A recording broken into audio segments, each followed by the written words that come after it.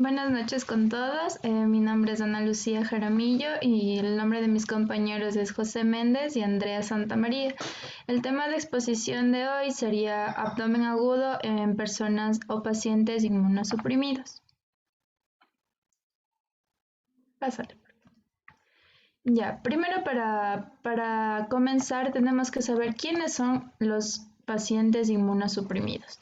Entonces, aquí se incluyen aquellos con enfermedades crónicas que están siendo tratados con medicamentos inmunomoduladores y también en pacientes que tengan enfermedades que causan el deterioro del paciente. Es decir, que estas enfermedades van a causar que las respuestas inmunitarias del paciente sean siempre bajas. Recordemos que en estos pacientes el dolor abdominal siempre va a ser inespecífico por la cantidad de patologías que se puede encontrar en ellos. Ya que hay síntomas que surgen tanto extraabdominales como retroperitoneales. También tendríamos que descartar en este caso etiologías geniturinarias o también pulmonares. Todo esto va a ser secundario a lo que es una exploración física, que la deberíamos de hacer de la manera correcta.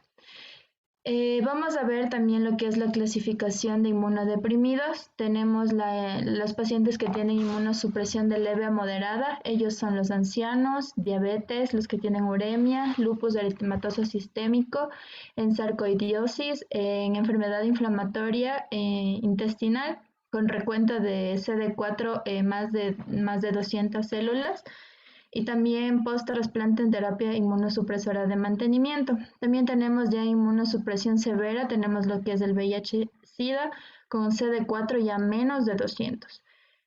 Tenemos la neutropenia, el post-trasplante menos de 60 y también en medicamentos también es muy importante, en enfermedades crónicas que los pacientes utilizan estos medicamentos serían en esteroides, en medicamentos anti-TNF-alfa, el metotrexate, la ciclosporina y el tacrolimus. Tenemos que recordar en estos pacientes la ausencia de síntomas va a ser frecuente y esto va a repercutir en un retraso de diagnóstico y de tratamiento. Siguiente.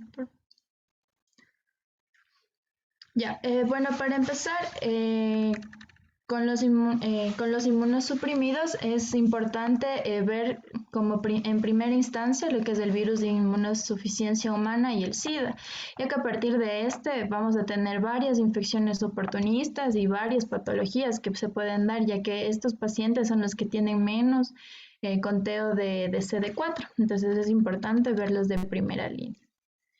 Entonces, los pacientes con inmunosupresión crónica secundaria a este virus y que tengan dolor abdominal van a merecer una consideración significativa al momento de ser evaluados.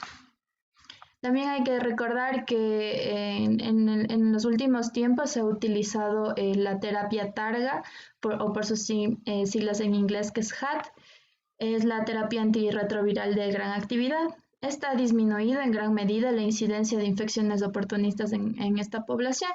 Entonces, nosotros como médicos o profesionales debemos tener siempre un alto índice de sospecha debido a que puede haber una mala adherencia en los regímenes de medicación y también puede ser desconocido la fase del SIDA, es decir, que puede que el paciente no lo conozca o desconocemos la etapa en la que está cursando el SIDA. También tenemos que en el entorno infeccioso agudo el VIH primario puede agotar preferentemente las células CD4 en el tracto gastrointestinal, encontrándose hasta el 60% de los linfocitos T en esta distribución. Entonces, como podemos ver aquí en la imagen, en las primeras semanas el conteo de CD4 baja hasta más o menos 500 células por milímetro cúbico, entonces aquí tenemos que tener siempre presente las fases, ¿no? Porque mientras menos CD4 tengamos, más de estos pacientes van a tener predisponencia a adquirir una patología. Bájale, por favor. Ya, el cuadro clínico, como les mencionaba, este puede ser muy inespecífico. Entonces aquí vamos a tener lo que es dolor abdominal, pueden aparecer también náuseas, vómitos, diarrea, anorexia, pérdida de peso, disfagia o dinofagia. Entonces, frente a un paciente con VIH y con este cuadro clínico, nosotros siempre debemos descartar como primera instancia las infecciones oportunistas. También es importante conocer el estado de la enfermedad o el grado de la inmunosupresión para nosotros ver el riesgo de infecciones que pueda tener este paciente o tal vez los procesos neoplásicos.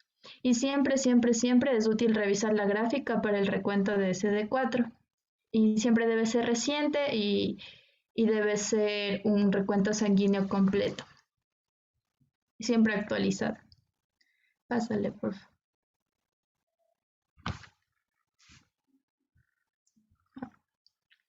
Ya, entonces aquí tenemos que en el diagnóstico, como primer prueba de diagnóstico sería tener el conteo de linfocitos TCD4 para ver el grado de inmunodeficiencia del sujeto. Entonces, generalmente en estos pacientes ya tienen debajo de 200 células cuando ya tienen cuadros infecciosos más o menos. Entonces, siempre van a tener debajo de menos de 200 y aún pueden llegar hasta debajo de 100. También tenemos otras pruebas diagnósticas, que sería evaluaciones endoscópicas, análisis de muestra de heces, biopsias, medios de cultivo, tinciones histopatológicas, también la microscopía de luz visible para la búsqueda de huevos del mitos o amebas, microscopía electrónica para virus y microsporidios. También tenemos técnicas de hibridización fluorescente o FISH, como lo sabemos mencionar, que podemos utilizar para la identificación de agentes como el herpes virus. Y también podemos realizar PCR para infecciones de origen viral. Pásalo. En cuanto al manejo, este va a involucrar el uso de varios medicamentos al mismo tiempo. A veces van a estar combinados en una sola píldora. Entonces, este tratamiento incluye 3 o más medicamentos de por lo menos 2 clases de medicamentos distintos. Entonces, aquí vamos a utilizar 6 clases, en los cuales están los inhibidores de transcriptasa inversa de nucleósidos, los inhibidores de transcriptasa inversa no nucleósidos, los inhibidores de proteasa. Estos van a bloquear estas enzimas para que el VIH no los pueda utilizar y hacer copias de sí mismo. Entonces, en el primer grupo de nucleósidos vamos a tener algunos medicamentos como la acidobudina, la didanosina, la estabudina, la lamivudina, la emtricitabina, el abacavir y el tenofovir. También tenemos los inhibidores de transcriptasa inversa no nucleósidos, que es la niviparina, la efavirenz, etravirina y rilpivirina. Y tenemos los inhibidores de la proteasa, que serían medicamentos como el daruvanir, lopinavir, saquinavir. Tenemos otros, como son los inhibidores de la fusión. Estos actúan previniendo que el VIH entre a las células del sistema inmunológico, especialmente a las células, a la CD4. Aquí tenemos un medicamento que sería la enfuvirtida. También tenemos los antagonistas del CCR5, que sería una proteína, y esta es utilizada, o sea, el virus necesita esta proteína para entrar a las células. Entonces, bloqueando esta opción vamos a evitarlo. Y tenemos los inhibidores de la integrasa, que tenemos aquí como representantes el raltegravir, el elvitegravir y el dolutegravir. Pásale, por favor.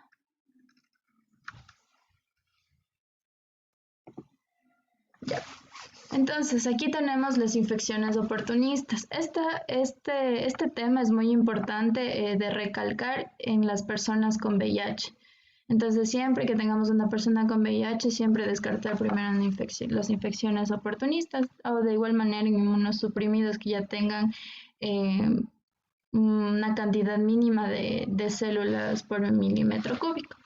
Entonces, ¿qué son estas infecciones? Este es un grupo heterogéneo de infecciones virales, fúngicas, parasitarias y bacterianas que van a aparecer como consecuencia de la inmunosupresión. En esta gráfica de la izquierda tenemos en cómo es la incidencia de algunas enfermedades dependiendo el conteo de los CD4. Entonces podemos ver algo que nos llame la atención y esté relacionado con el tema sería la tuberculosis. Tenemos la tuberculosis abdominal. En este caso podemos ver que la incidencia más alta es cuando hay menos de 200 CD4 de células por milímetro cúbico. Entonces es importante tener en cuenta esto. Entonces, los desórdenes oportunistas se van a correlacionar significativamente con una cuenta total de linfocitos TCD4 inferior a 100 células por milímetro cúbico. Entonces, aquí vamos a clasificarlos por cada grupo y tenemos el primero que son los virus. En los virus, el más común va a ser el citomegalovirus. Esta va a afectar en fase tardía y va a causar esofagitis, colitis. También va a ser causante de las diarreas crónicas debilitantes y frecuentes complicaciones. También tenemos el herpes virus que puede causar proctitis distal, proctocolitis, además de esofagitis. También tenemos el adenovirus, el rotavirus, que estos van a causar diarreas crónicas acuosas. El adenovirus puede causar colitis. Ya, tenemos también el astrovirus, que de igual manera se describen diarreas acuosas en niños y adultos con este virus. Tenemos el picovirnavirus, el calicivirus y el coronavirus de igual manera. Pásale, por favor.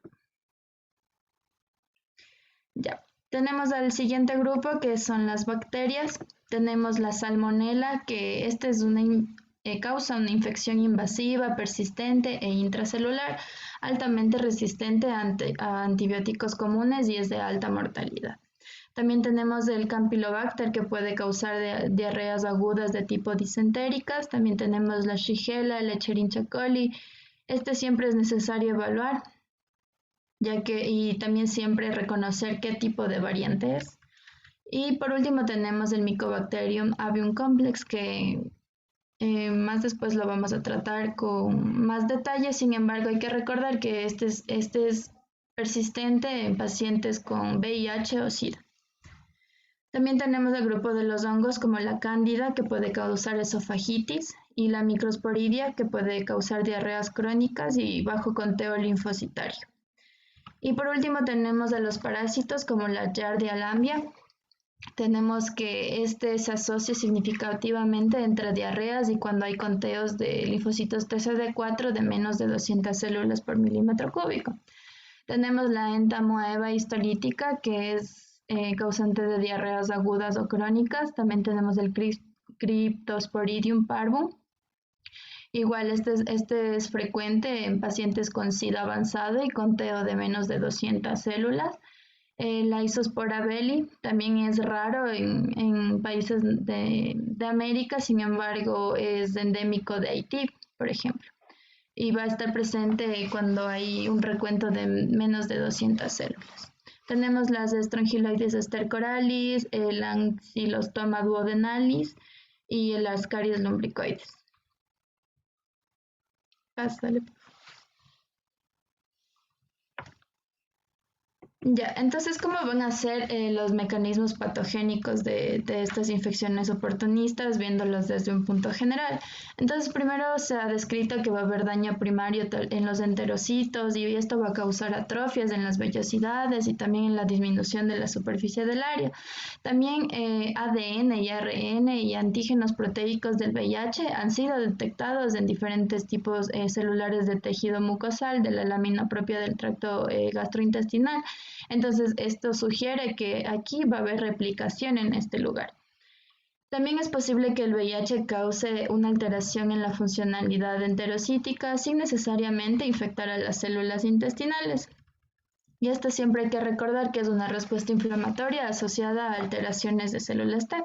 Entonces, aquí tenemos dos mecanismos hipotéticos que los podemos describir.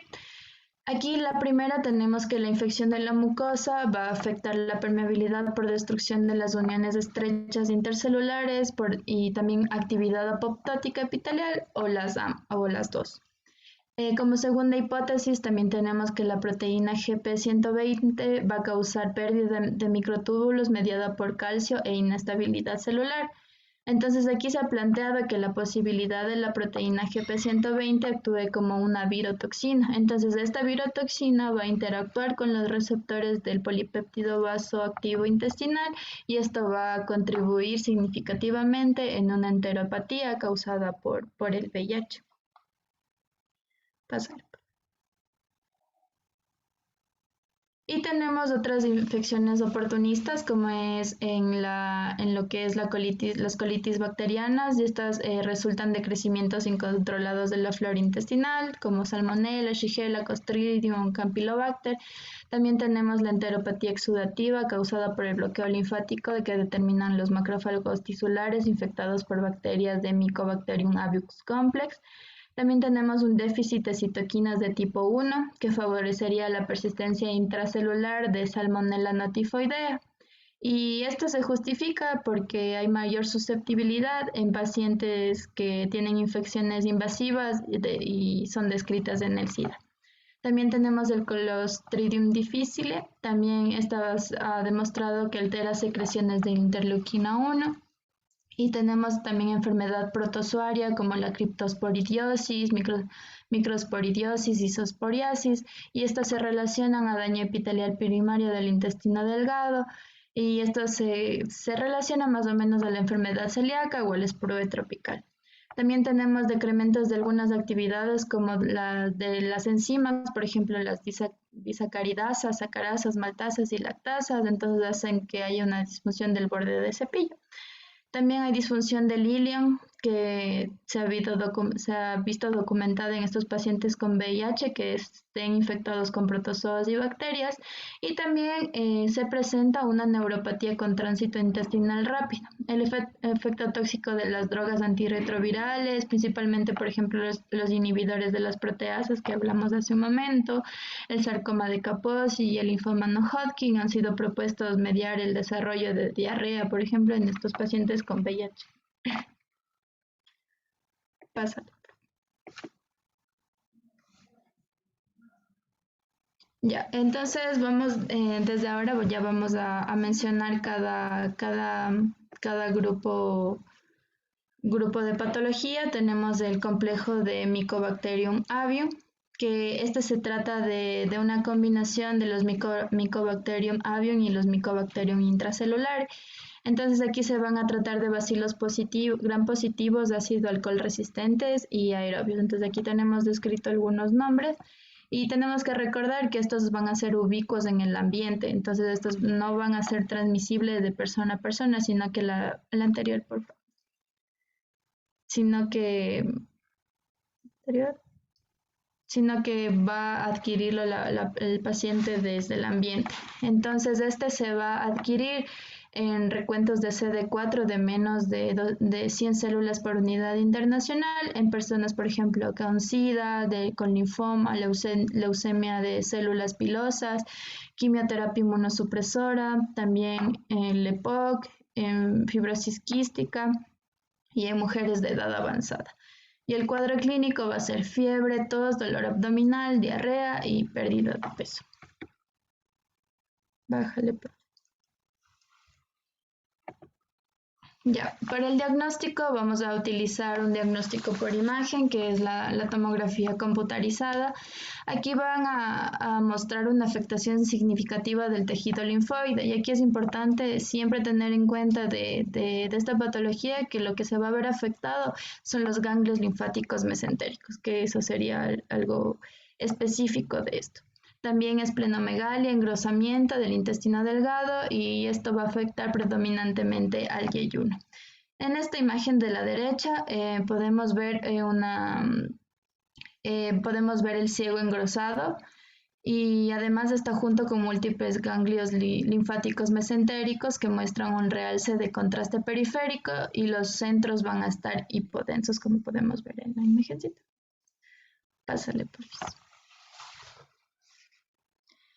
Ya tenemos el diagnóstico y el tratamiento. En el diagnóstico, bueno, el examen físico va a revelar señales y síntomas de la enfermedad. Además, debemos apoyarnos con pruebas de laboratorio como cultivos de saliva o moco, y también cultivos de células de los ganglios linfáticos. Para el tratamiento y el manejo vamos a tener una combinación de antibióticos y también con medicamentos antituberculosos. Y si la persona está con SIDA o VIH, también se puede incluir las drogas antirretrovirales. Aquí tenemos algunos medicamentos que son los macrólidos como la claritromicina y la citromicina, la rifamicina, el etambutol, la clofazimina, las fluoroquinonas y los aminoglucósidos como la amicacina y la streptomicina. Entonces esto se va a tratar de 2 a 3 antibióticos durante al menos 12 meses. Pásale. Ya, otra patología que tenemos es la tuberculosis abdominal. Esta va a ser predominante en países desarrollados. Es presente en inmunosupresión moderada, que sería de 200 a 500 células de CD4 por unidad internacional. También tenemos del 80 al 85% de pacientes con VIH y con tuberculosis abdominal no van a presentar signos de afectación pulmonar.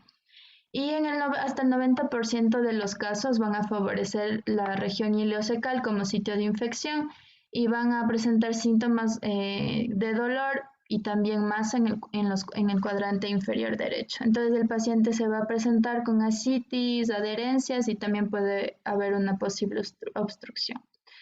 En cuanto a la terapia, vamos a tener un mínimo de 6 meses de terapia con múltiples fármacos que van a consistir en los antituberculosos durante 2 meses, seguidos de 4 meses de isoniazida y rifampicina. Cámbiale, por favor. Y por último tenemos la colitis amébica, que vamos a pensar en esta patología cuando veamos a pacientes VIH con antecedentes de viaje o una migración reciente. Aunque reciente, por ejemplo, a lugares de India, África y partes de América Sur y Central. Aquí tenemos que es para VIH positivas, también menores de 50 años, también hombres que tienen relaciones sexuales con otros hombres y también trabajadores sexuales. Pásale, por favor. Ya, y para el diagnóstico vamos a realizar tomografía computarizada. En esta tomografía, en esta imagen, podemos ver en la imagen A de la izquierda, vamos a ver un engrosamiento de la pared y una neumatosis del colon ascendente. También se ve que está asociada al líquido libre con un poco de atenuación correspondiente al líquido no puro en la fosa ilíaca, entonces esto es compatible con los abscesos. Y en la imagen B de la derecha podemos ver un nivel hidroaéreo en el colon derecho asociado con líquido libre en su borde mesentérico. ¿Sale? Y tenemos otras que son la hepatitis C, que es en el 10 al 40% de los casos. En las hepatitis va a haber dolor en el cuadrante superior derecho, puede ser causada por múltiples agentes infecciosos oportunistas, por ejemplo, citomegalovirus. También tenemos infecciones gastrointestinales, como mencionamos, Salmonella y Campylobacter, pacientes con VIH que ellos tienen más probabilidad de tener una infección sistémica. Y tenemos la colecistitis acalculosa, que es la causa más prevalente de dolor abdominal en pacientes inmunodeprimidos que en pacientes inmunocompetentes. Entonces, en pacientes con VIH, esta patología es causada con mayor frecuencia por la infección de Listeria, Cryptosporidium y Microsporidium. Gracias. Bueno, yo les voy a hablar sobre infecciones gastrointestinales, principalmente la salmonela y el campylobacter. Ya, estos van a tener una incidencia más o menos del 2% al 5% en personas inmunodeprimidas.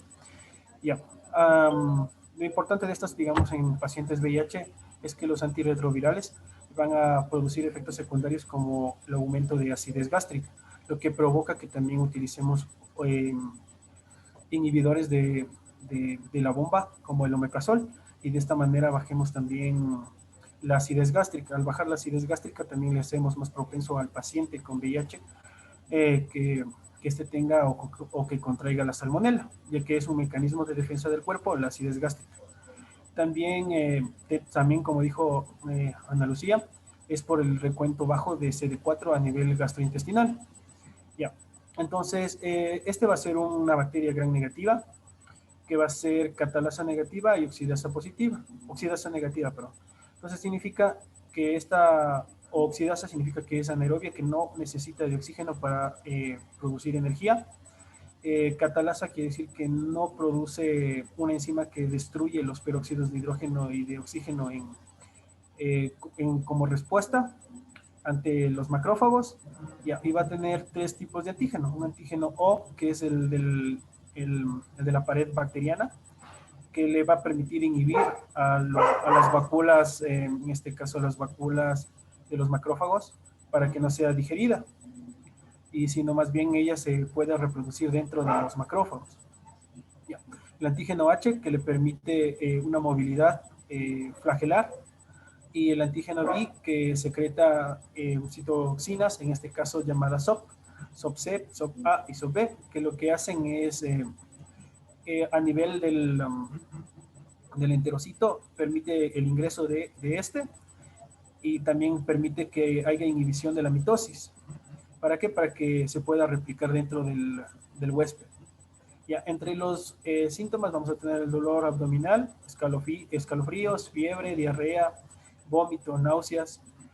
Algo importante aquí es que la mayoría de estos inmunodeprimidos, del 20 al 40%, pueden llegar a producirse una sepsis sistémica. Ya, pásale por. Ya. El diagnóstico para estos principalmente va a ser de la salmonela. A través, podemos hacer un cultivo, en este caso de agar sangre, que, eh, que ella produce lo que se llama ácido sulfídrico al contacto con los hematíes o con el hierro, y produce precipitaciones, como se puede ver ahí.